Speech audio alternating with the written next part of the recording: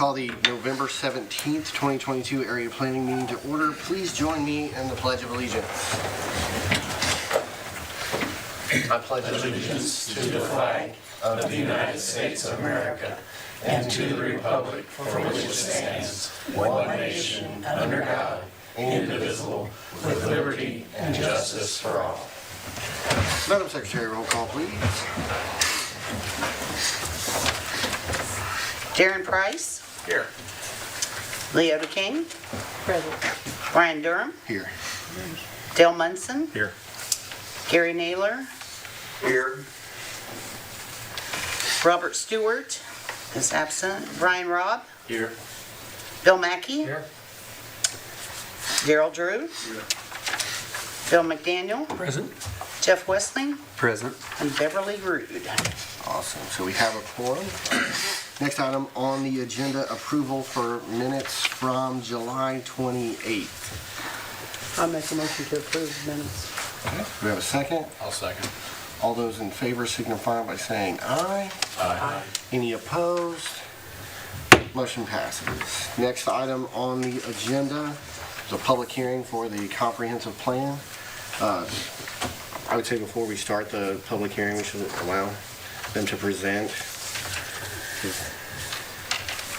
Correct. Jeff, or wouldn't their presentation be part of the public hearing? You can go ahead and open it and let them go, but Okay. just because we'll allow anyone to speak, but that doesn't mean they get Okay. it. So we will go ahead and open the public hearing on the comprehensive plan and invite you guys up to talk about the comprehensive plan, how we got to where we're at.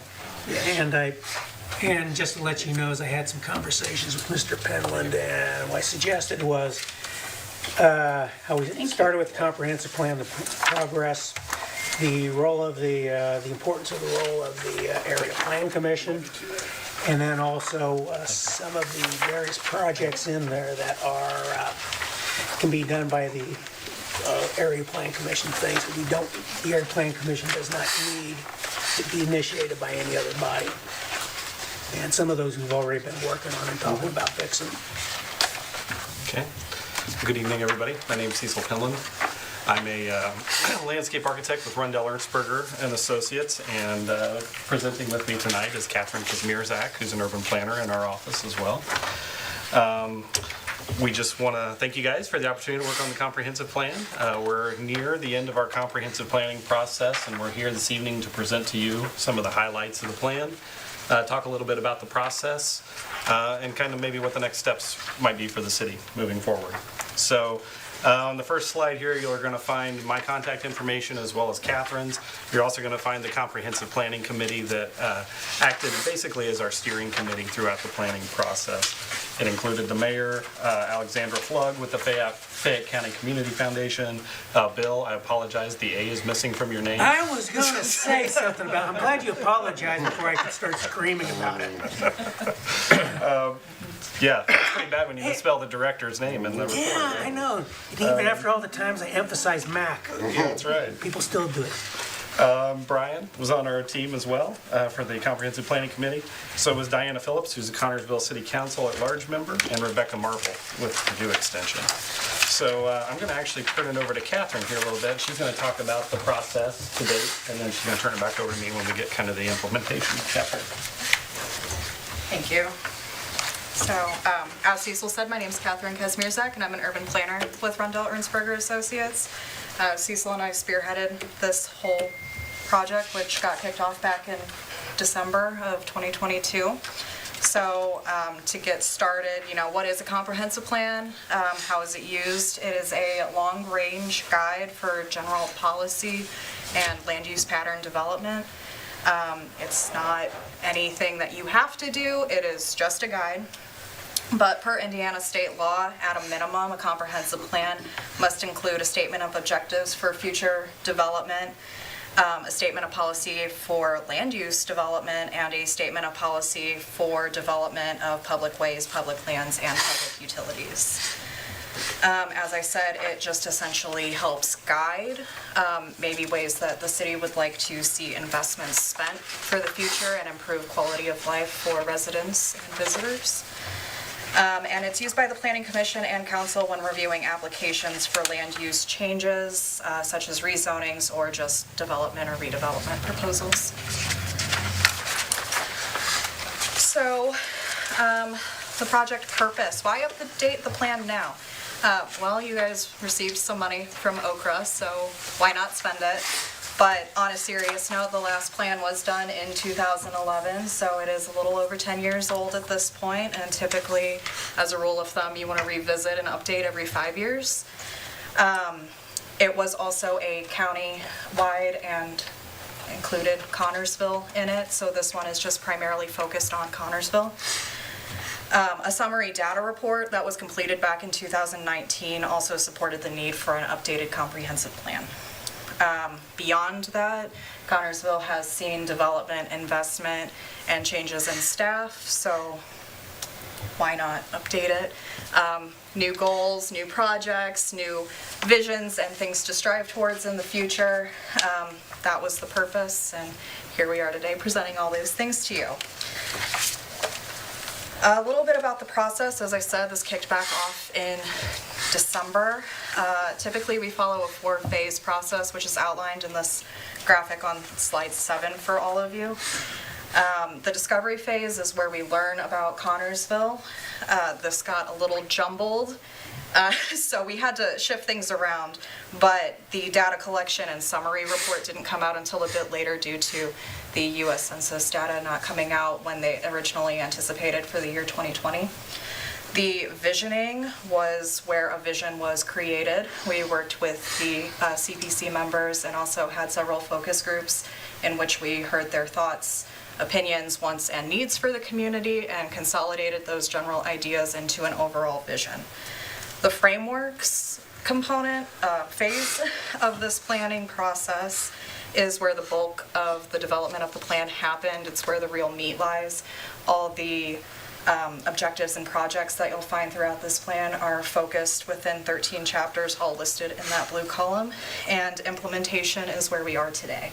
So,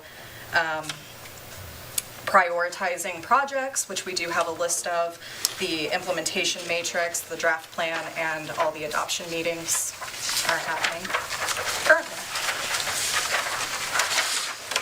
Moving on to the plan organization, a little bit about Okra requirements. They have a general set of criteria which you have to meet in order to receive the money for the grant. It's comprised of 17 chapters, but 13 specific topic areas that need to be included, which again is where the meat of the bones really lies for this plan. And then in addition to that, as we were working through the process, we created an overall vision, identified what the top 10 priority projects were, and created an implementation matrix to help lead council and you all as the Area Plan Commission forward in knowing steps to take to achieve and realize various projects. For those 13 criteria, which I believe were 4 through 16 on the previous page, they're all organized in a similar fashion, starting with existing conditions related to each of those topic areas. A vision statement was identified for each. Goals and objectives are outlined, and projects and action steps are outlined. In addition to that, public input that we received either by meeting with the CPC members, through focus groups, or anything that we heard at the Celebration in the Ville event were included as they related to each of those topics. I think I'm going to pass it back to Cecil to take over. Sure. So one of the other things that I would like to mention too, in terms of public input, beyond, we did set up at the Celebration in the Ville event where we solicited input. We had a few different exercises where we asked people to dream a little bit about what they'd like to see, things that were working well, things that they'd like to see improved on. And then we had a series of focus group meetings over, was that like one day? Or was it multiple days? But we had a variety of folks that we interviewed during those focus groups. It ranged from business owners and philanthropists. We actually went to the high school towards the end of the afternoon and met with a group of students as well to hear kind of what they like about Connersville, what they'd like to see improved in Connersville, what it would take to keep them here after they graduate college or graduate high school. So moving into the vision and goals, one thing we like to do with these plans is not necessarily a requirement of Okra's, but we like to create an overall vision statement. Again, the vision statement is intended to be visionary. We may not be doing all of these things right now, but it's what we're aspiring to do or where we'd like to be in a few years. So I'll just read it quickly to you. And this is intended to guide the overall plan. Each chapter has an individual vision statement, but the City of Connersville is a community teeming with pride and ambition that is focused on providing a quality place for all residents and businesses.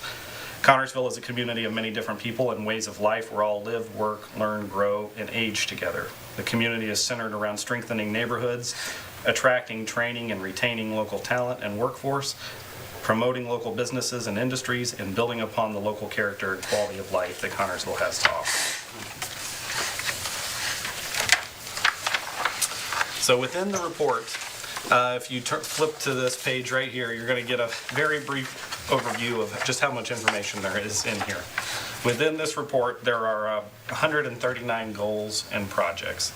And specifically, there are 64 goals and 75 projects. Some of those goals are kind of short-term, what we call low-hanging fruit, low cost, easy to accomplish, really not any investment other than time, which is an investment required. And then there are some that are long-range projects that are also high dollar and high cost projects. In talking about implementation, which is the next slide, this is a chapter that Okra always likes to see in the plan because it helps the communities understand what they need to do to push the initiatives forward that are in this plan. So we organize this in a couple of different ways. We kind of have a summary that leads up to the implementation matrix, but within the implementation chapter, you're going to find an implementation matrix. Basically, this takes every project that's listed in the plan and the action steps, and it lists it in terms of whether it's a program or a policy or a project, meaning that, if it's a policy, it could be an amendment to the comp plan or an amendment to a zoning code. If it's a program, it might be additional programming in your downtown. If it's a project, it might be constructing a trail or constructing a roadway. So that's what we mean by policy, program, and project. Timeline, we have short-term, mid-term, long-term. Those durations are defined in the report, but I believe short-term is 0 to 2 years, mid-term is 3 to 5, and I think long-term is longer than 5. We also have cost, and we rank it in dollar signs. So each $1 to $3 signs, and those kind of represent a range of costs from very low cost to very high cost.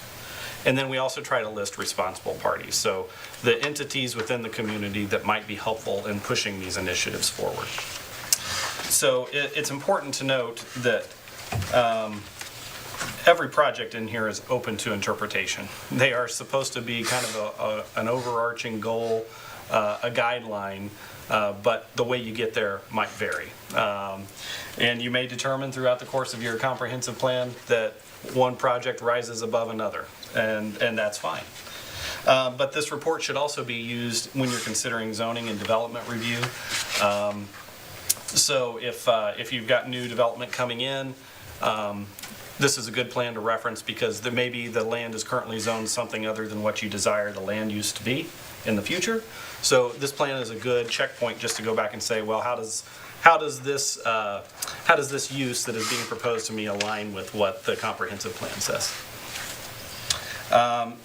We know it's going to be monitored and updated. It should be.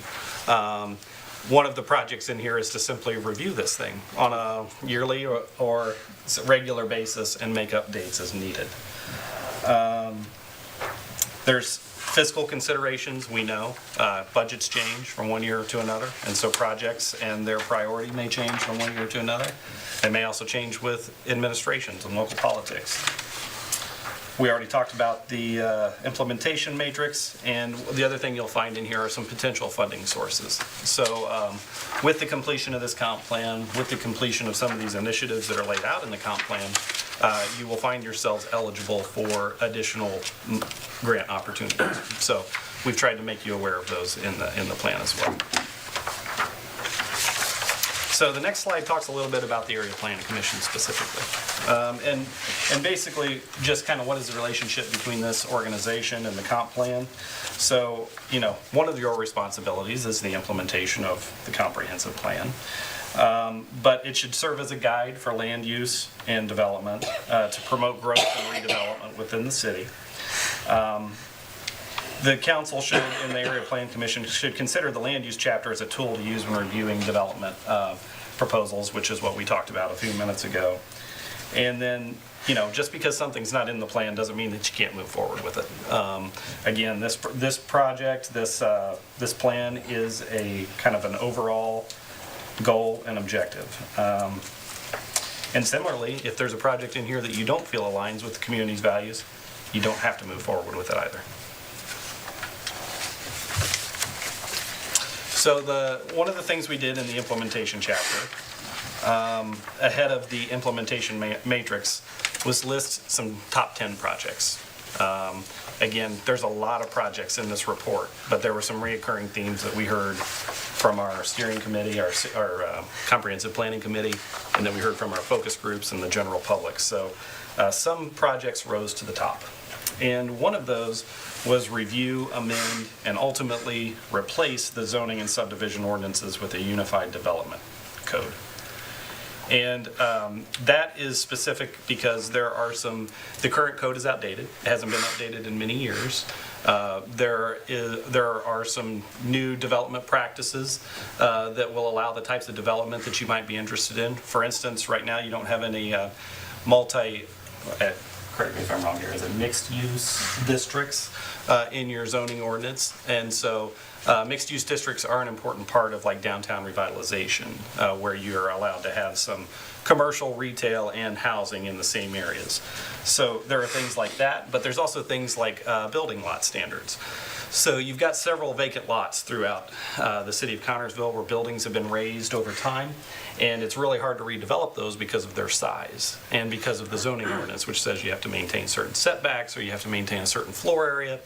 So one of the recommendations is that you consider a max lot coverage, which means that, of the building site that you have available, the building can basically cover a certain percentage of that rather than what you currently have. But for those who don't know, the Unified Development Ordinance is a way of taking the subdivision code and the zoning code and often other things like development standards, design standards, and combining those things into one document. Because what we often find is communities have a hazard mitigation plan, they have design standards, they have a zoning code, they have all kinds of things that they're trying to reference when considering development. Sometimes there's inconsistencies between those codes. And so then it leaves you questioning, well, which one is the most important? Which one do I follow? This is a way to combine those elements to make it more easily understood for you, for the community, and to make it more easy to implement for you and the community. It would also be able to address some things like green infrastructure standards, so things like rain gardens or stormwater control. One of the other recommendations in here is creating and maintaining a 5-year capital improvement plan, which is kind of like the business plan for the city. We want to prioritize the investments that we're going to have over the next 5 years. We want to plan for those. We want to budget for those. Another consideration is developing and amending current TIF districts. So in communities of Connersville size, one of the tools that the communities often have to do improvements projects within their communities is TIF districts. The city currently has one TIF district, and I believe it's the Vistion area. And the money that is generated from that TIF goes right back into that area. So there are advantages to considering TIFing other areas. And is everybody familiar with how a TIF district operates? If not, I can give you a brief description. So this is not the case, but today, let's say today you TIFed your downtown, and let's say the assessed value of downtown was $1. If you TIF that area and you start to see investment being made and the assessed value of the downtown becomes $2 or $10, basically the tax value that was in there originally goes into the tax kind of the tax coffers, but the difference in the assessed value, so whether it's $1 or $5, goes into a fund that can then be used to fund other projects. throughout the community, within the TIF district. It has to go back into the TIF district, but that could be used for sidewalks, trees, roadway improvements, a lot of things. TIF districts are a little controversial, so we always suggest that people consult with their legal counsel or consult with a financial advisor before you do that, but that is one tool that communities have. And just to be transparent, the criticisms that we often hear about TIF districts are that increment, that additional value, rather than going to police or fire or schools, is being set aside for reinvestment in a certain area of the community, rather than going back and being able to be used for those other things. So, one of the other things we heard was the need for additional city staff. So, we heard city engineer, we heard building inspector, code enforcement. Those are things that, well, actually, the building inspector, code enforcement, some of that's following on the area director, the planning director. And so that makes it very difficult to accomplish other projects and things that need to be. My many hats. Yes. Staff that are uniquely identified for those positions would help oversee local standards, help oversee code enforcement. We also heard city engineer. Right now, the city consults with a private engineering firm for local engineering projects, and that's not cheap. So one consideration is you could bring an in-house engineer in, which would allow you to at least take some of your engineering projects through the preliminary engineering stage, where you could develop cost opinions, priorities. That individual can then also work with private engineers to pursue projects, but it helps keep some of that money in-house. These, we also think, are, these three things specifically, the engineer, the inspector, and the code enforcement, are also things that we think the county and the city could potentially share the cost in, because they are a need at both levels. And then the marketing and communications director is one thing that's a bit unique. That's specific to the city. One thing we heard throughout the entire process was there's somewhat of an apathy within the community, and there's a need to build pride. There's a lot going on, but the organizations often have the same things going on, or they have things going on at the same time, and there's overlap. And so the idea behind the marketing and communications director is that's a person that can really get out and sell what this community is doing, what it's trying to do, to build pride, but to also organize all those organizations that are working independently, to kind of be the person saying, well, hey, you know, such and such is doing this, maybe you should reschedule it, or maybe you guys should combine your efforts and see if you can do something on a little bit bigger scale. One of the other projects is developing a 5-year parks and recreation plan. Right now, the community does not have a current 5-year parks and recreation plan. So this is a kind of a focused guide on how to invest money in the Parks and Recreation Department. When we set up at the Celebration in the Ville event and through all our focus groups, parks was something that the community was very passionate about. Everybody realizes they have beautiful parks in Roberts Park, but they also recognize there's a need for investment. And so a 5-year Parks and Rec plan would help, kind of like that 5-year capital improvement plan, would help identify priorities, but by completing that, it also makes you eligible for grant funding that you're otherwise not eligible for. We had here create an economic development plan. So in years past, you guys may know that Okra used to have what they called a downtown revitalization plan. This is focused specifically on downtowns and communities, and it's kind of that strategic plan for how to redevelop your downtown. That program has been put on hold, but I'm hearing that it will be back soon. They're kind of revamping everything. But in the meantime, they've created these economic development plans which can be used on a focus district within the community. They can also look at a community from a larger perspective. ADA transition plan. So communities are actually mandated by the federal government to have an ADA transition plan, which Connersville does have, but it's in need of some updates. And I think it was last fall, basically, the feds cracked down on NDOT, and NDOT cracked down on all the communities, basically saying that if we don't have some movement on our ADA transition plans, we're no longer going to be eligible for federal dollars. So I think that, you may know better than me, Brian, I think that first came out in like 2010 or something. So they've been saying this for a while, but they're supposedly cracking down on it even more. So related to that is a city transportation plan. Again, we heard about a need for investment in roadways, investment in trails. This is basically a comprehensive look at the city's transportation. And then this is, the number 9 is related to number 1 in some ways, but it's create an inventory of lots within the community to identify areas for redevelopment, infill development, brownfield locations, and the locations of critical buildings. So we know we have a lot of vacant lots. We know we have buildings that are in stages of disrepair, but we don't know how many and we don't know where. So we need to create an inventory of exactly where those are at. Once we know that, then we can use some of the other initiatives within this plan to help redevelop those sites. And then the next thing is really kind of related to number 4, which is increase the promotion of existing community events and develop additional programming. There's been a lot of recent movement in past years with events like Celebration in the Ville, and people are interested in seeing more of that. They're interested in seeing the community program more events to bring the community together, to build that pride, to build excitement. Because as we pull those people together, then we've now generated a need for a coffee shop or a restaurant. So programming and economic development go hand in hand. That concludes our formal presentation. So if you all have questions, I'm here and happy to answer them. And hopefully if I can't, Catherine can help me out.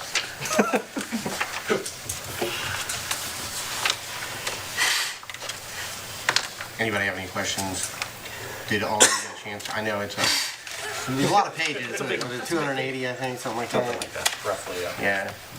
And I don't know if you, where they sent the maps to all The maps are all in the report. Yeah. So like total, we're talking like 300 pages of stuff to sift through. Yeah, I've made it about halfway through. No. Yeah, there's a lot there. I thank you for this overview, because this pretty well explains what you said, and reading all of that is absolutely nonsense. Yeah. Well, if you can't read it all, read the executive summary and read the implementation chapter. Yeah, the reason it's so long is because you have to check all the boxes that Okra tells you have to check. Right? Yeah. That's- Yeah, And Yeah. all of the things. it's about, just like anything else that's legal. Too much terminology. There's also some interesting statistics in there too, though. If you're interested about the latest census data, there's some really interesting stats in there. Read the executive summary and what? And the implementation chapters. Yeah. That's where I would start. And then And the you'll, goals. yeah, The goals between those. matrices pretty much outline everything that we should do as not only an area planning commission, but as a community. The rest of it is kind of filler. It's like reading a Charles Dickens novel. It's just filler. Oh, about how long then, once it then gets to formal adoption by the city, will we have then a version that can be released that's, for the internet? Yeah. And the different- So what we typically do is we're going through the process of adoption now. You guys are the first step in the process. December 5th, assuming you guys have a favorable recommendation on what we've presented, we will go in front of the council, and the grant administrator will be there. It'll be a public hearing. So you will have a document that you will sign that says, we recommend that the city council approve this. The city council will then have a document that says that we adopt this. And basically, we take both those resolutions, we put them in the front of the comprehensive plan, make a new PDF, make sure your name's spelled correctly. I would appreciate that. And, Yeah, I am glad that you didn't put the S at the end. yeah, well, yeah. Yeah. That's just when there's a bunch of us, well, we're together as a family. Yeah, and then it's ready to go. So, I mean, assuming everything goes smoothly, within a week or two of the adoption, we can have the ready document. We have, the digital file it's got hyperlinks in it. Catherine works magic with the InDesign files. So basically, if there's a chapter or reference, you can click on that and it's going to take you right to that page within the PDF. So before REA came on board, I mean, this has been like a 5-year process to get to. We took all the stuff that we had from Purdue and stuff that other people had done and gave that to them to use as a base for this, and then kind of took it to the finish line from there. It's been a long, tedious process. Yeah, and well, one thing fortunately also is that we had so much that had actually been gathered through all these disjointed projects. Is that, so there's a lot of information, but it wasn't, I mean, it took time to really pull everything together that there are, the city's consultants are required to do this. So there's a lot of things, and because a lot of people with a lot of different groups have put in a lot of effort over the years, but as Mr. Penland said, is that people just, they're talking past each other, they're not talking with one another. And we've been able to recruit Cecil to come to Connersville more often. He lives in Wayne County. I live just off of Pinville Road, so I'm 10 minutes north of here. And before you said before you started doing work, you rarely came to Connersville, right? And then, Well, recently, Yeah. but I mean, over the course of my lifetime, Connersville has been closer than Richmond. So I'd say, we came to, and Cambridge didn't ever have much. So, so we came to Connersville a lot growing up.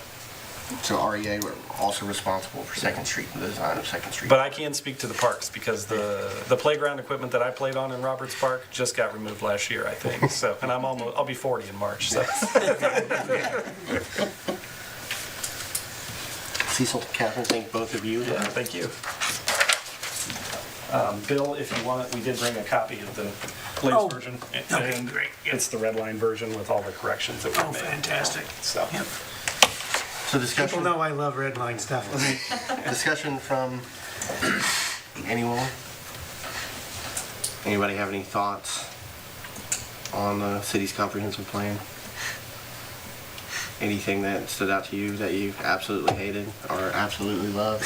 I just think the fact that we've actually finally gotten to this point is amazing, and the fact that we can now move forward and adopt it, and then Be eligible for grants and things that we were not, because we didn't have them. Yeah. And looking at the top 10 priority projects, there's a reason that I started suggesting these projects before we had this document, because we had been working on it and Yeah. trying to be ahead of what was coming. That way we're not behind. That's just like the conversations we've had regarding the non-conforming parcels, the land use, minimum square footages. And because, with the Plan Commission, we've had the conversations about how do we restore a property tax generating status, and make them developable. There's a method to the madness. Yeah. Yeah. We actually have a TIF allocation public hearing on Monday for a new allocation area that we've been working on for over a year to get that area the way that we want it. So it all has built up to December of 2022. But if nobody else has any further discussion, I would entertain a motion for a favorable recommendation for the plan. So That's presumptuous, don't you think? I asked for a favorable. I didn't ask for a recommendation, I asked for a favorable recommendation. and I said so moved. Yeah, Do we and need a Darren second? Yeah, Darren second. Since Gary's on Zoom, I think we should do a roll call vote because Gary is joining us via Zoom. Sorry. Darren Price, yes. Leo King, Yes. Brian Durham, Yes. Dale Munson, Yes. Gary Naylor. He mouthed yes. His lips said yes. I was gonna say, did you guys get that? Yes. Brian Robb, Yes. Bill Mackey, Yes. Daryl Drew, Yes. and Bill doesn't vote, right? True. I don't count. You don't count. Awesome. So the next steps will be city council at their, probably not the next meeting because it's Monday. I think it's December 5th. Yeah, following. Because the public, they still have various notification requirements. Moving on, home-based businesses, Bill, where you Okay, well, where we're at with that is that I spoke with the commissioners about it, and it should be on the agenda for the city council on Monday for the ordinance. And so then what I suggested is that the commissioners not, act on it one way or another to see what happens with the city council. Okay. If there's any other changes, and if there's changes, then of course it won't be until the first part of next year we can actually then act on it. Okay. Do we need to close the public hearing? Oh, yeah. I entertain a motion to close the public hearing. It's so moved. All those in favor signify by saying aye. Aye. Motion passes. Public hearing is closed. There are no audience members. But, Say the home-based business, so we do have a special meeting on Monday, so we can all, if we're asked to be there at 7 o'clock, so area planning is on the agenda, we can provide any insight during the hearing if city council asks for input as to why we came up with what we came up with. Item number 3 is a comprehensive plan update. So hey, December 5th, we just had a favorable recommendation to the city council on December 5th. If you would like to show up to that. And then item number 4, a zoning code update, land use and non-conforming parcels. Gary and I met what was that, Thursday, Gary? I think it was Thursday. Yes. And we're talking about different areas that, as it's suggested in the comprehensive plan, particularly goal number 9 on areas to not create new infrastructure. We've had this problem in Connersville where we just keep growing out and out and out, and we have all this stuff in the middle where there's readily available water, sewer, internet, and those types of things, but we keep building out farther and farther and farther and stretching our utilities. So maybe look at areas that make sense for those types of developments. And that was primarily what we discussed, right, Gary? Yes, it was. And then looking at our zoning districts and how, particularly in commercial districts, we are blanketed with general business everywhere without having I think there are 2 planned business districts, and there's not a local business district. well, there is, but they're really small. Yeah. And it's basically the general business district. It has adopted all the uses in the local business district, and plus a few roadside districts. So when you look at the setbacks and then what it's actually calling for, really it's more of a zoning district along highways, the main thoroughfares.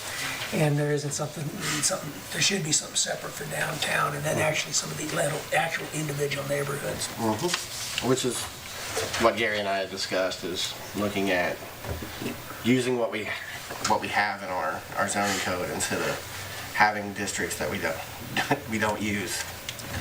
We have it, and it's not meant to necessarily be restrictive, but a local business district is not designed around manufacturing or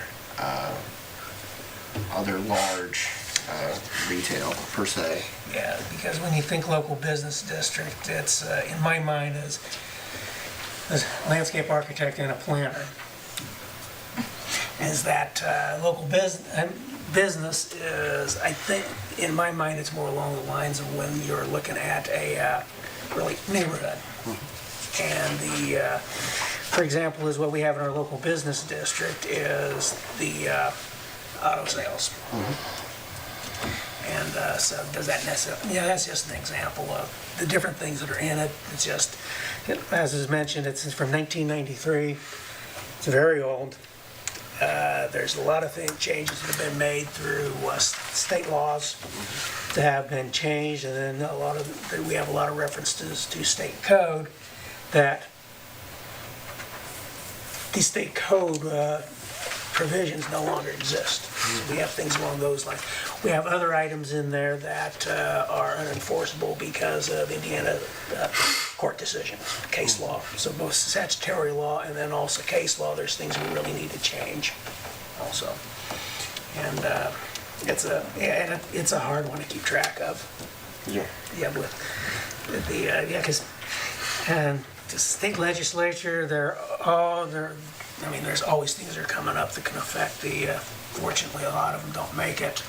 But there's a lot of things that are brought up in the various committees and bills that really directly affect the ability of a jurisdiction to plan.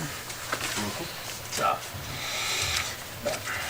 One item that's not on the agenda that I know you received an application for. Do you want to talk about the solar okay. application? Well, yeah, I was gonna get with that is, that's something to keep track of. Well, it landed on my desk, and so this ties in with the, as we spoke about with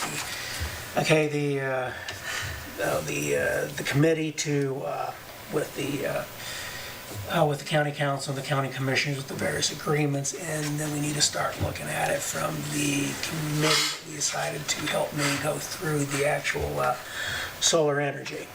And so I received I sent a response to the Mr. Gordon, and then, but they want to take care of everything they need to do in Rush County, and then they'll do, with the Fayette County, one county at a time. So it will be sometime next year, and hopefully then when they get started. And so that's going to really require a lot of time. Because there's things that I can manage, but when it gets into the substation, that's the sort of thing that's way beyond what I'm capable of actually doing. Because it's a pretty complex project. A lot of things that go on, expensive, complex project. So somewhere that's going to get going. And I think I should probably also bring, I know some of the, Vail and others I've spoken to, I alluded to in the email, but on Monday, I really don't like doing this in public, but it's necessary. What's going on with me physically, health-wise.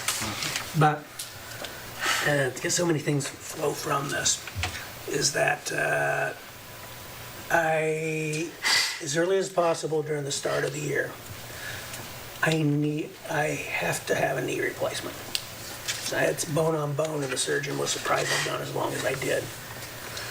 So things that are going to be contingent on that is then with the county council is having a sufficient line item in place for contractual services. And then it's enough time to then have someone in place to also train them on the permit software for, so while I'm gone. He said because with my job itself is that since I actually have to go on construction sites, it could be up to about 6 weeks before I'm really able to be physically released to do that part of my job.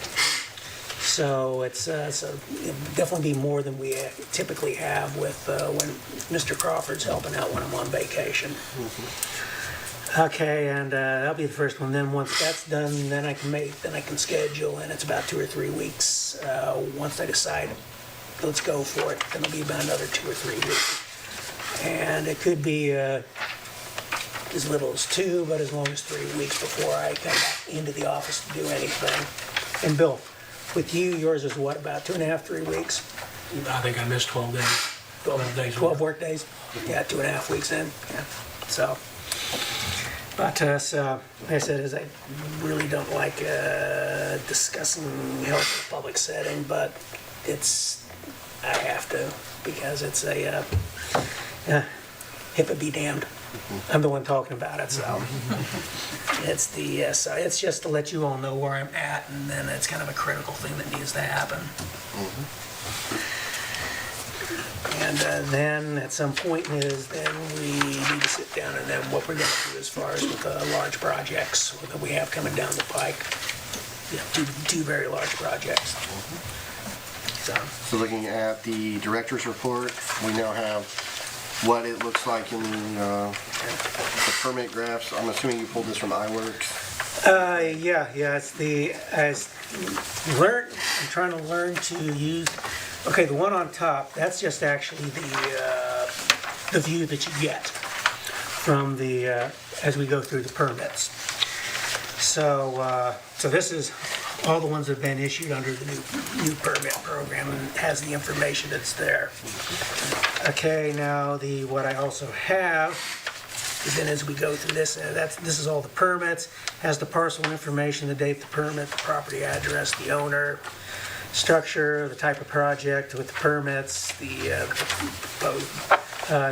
actual applicant, which could actually be the contractor also.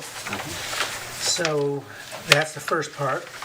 Now, the next part is, this is the fees, all the permits and then the various fees, which this did help me to, because it made it a lot quicker for me to figure out, okay, how much additional, how much more we've actually generated from the new fee schedule than what it would have been. If you look at that front page right there, $23,297. yeah, so this year it's an additional, but primarily because of one big project. Right. Whatever trace, but that gives you an idea of what can be generated. Okay, and then if we do have those two large projects, there's going to be some fairly significant also fees generated. So this gives you an idea of the type of work, the projects.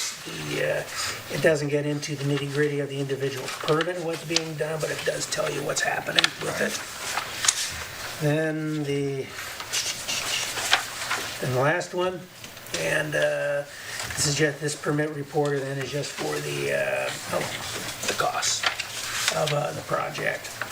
So it's the total cost of materials, cost of labor, and I think some of these, they still need to do some fine tuning, but it gives an idea of how robust that database is capable of being for us. And so I spoke with the county assessor today, and then with him, and then what will be the best way to get him the various information. And so he's also likes this because it also means it's going to take up less of my time to prepare the monthly reports that I get to the assessor. But If nobody has any questions, I would entertain a motion to accept the director's report. so moved. Have a second? Okay, all those in favor signify by saying aye. Aye. Any opposed? Motion passes. Having no other business, I would entertain a motion to adjourn. Second. All those in favor signify by saying aye. Aye. Any opposed? And we are adjourned. Thank you, everybody.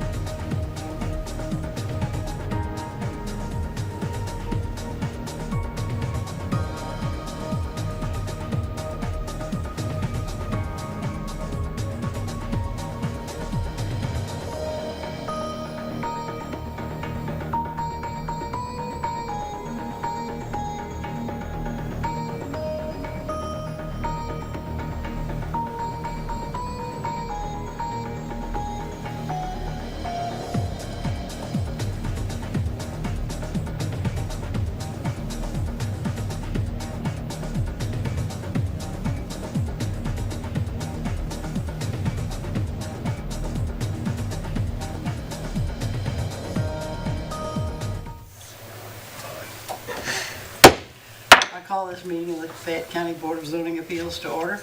Let's stand for the pledge, please.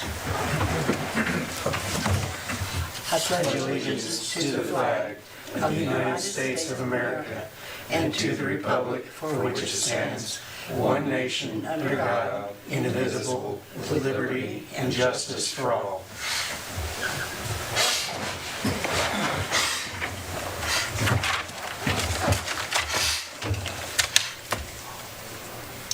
Roll call. Carrie Simpkins, absent.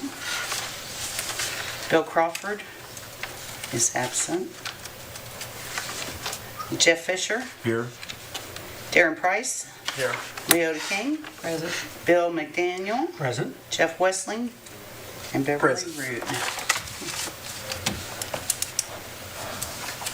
Approval of minutes July 28th. of July 28th. I'll make a motion to approve the minutes. I'll second it. Been motion, all in favor say aye. Aye. Aye.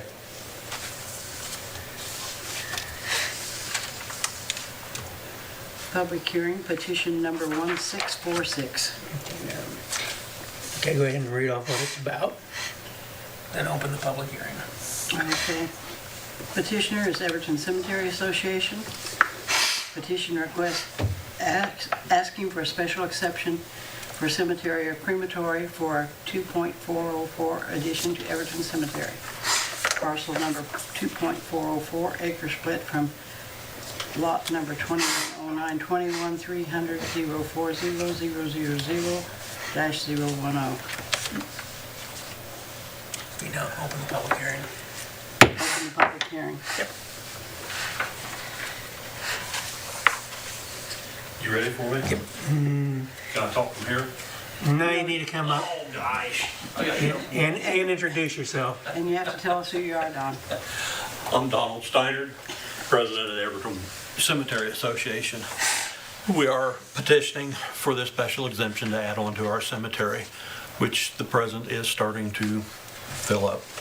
It's an old cemetery, and we're adding on. It adjoins our cemetery on the southwest corner, more to the west. There'll be no changes. There won't be a crematory built. There'll be no buildings. At some point in time, we'll put roads in and plot it off, but that's probably 10 years down the road before we do that. There should not impact any neighbors whatsoever. Anything that, we won't do anything on that we're not doing on our present. So we're asking for this special exception. Is there anyone from the public that has anything to say? He's with me. He's with you. He's on your team, is that He's on my team. your team? Does he have anything to say about how great you are? He should. Doesn't want to make it obvious in public, though. Right. Okay. Does anyone on the board have any questions to ask? No, ma'am. I'd entertain a motion to approve this exception. No. No, close the public meeting first. Close the public meeting. Close the public meeting. Thank you. Now he has to entertain the motion to, for an action. Okay. Yeah.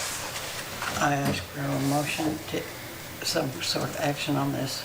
Do you want to approve or deny the exception? I would make a motion we approve petition 15646 for the special exception.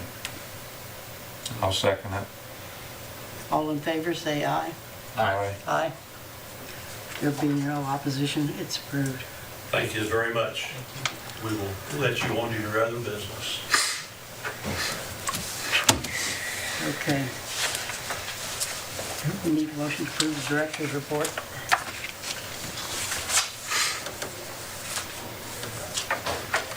I'll make a motion to approve the director's report. I'll second. Been moved and seconded. All in favor, say aye. Aye. There being no other business, I would entertain a motion to adjourn. I'll do it since you can't. I'll make a motion to adjourn. Second. All in favor, say aye. Aye. Well, it wasn't even 10 minutes long.